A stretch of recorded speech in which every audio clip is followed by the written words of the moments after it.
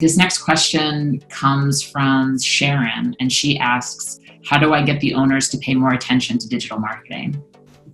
With the data.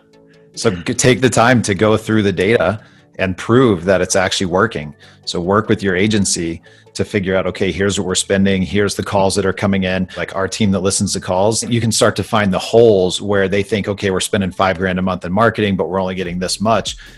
The issue could be internal. And so you need to uncover that and help them see the big picture. Because a lot of the owners right now, they're thinking about big picture. They're thinking about, how do I keep payroll? How do I keep everybody healthy?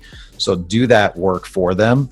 And if you need help, I guarantee you, any of us on this panel are more than willing to help give you like insights on that. Look at your data. We don't care if we're working with you or not.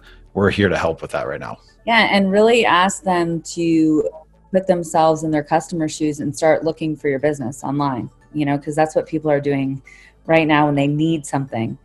And if you're nowhere to be found, that's a story you can walk that, your boss or whoever you're working with through, because that becomes like, oh my gosh, we're nowhere, nobody can even find us.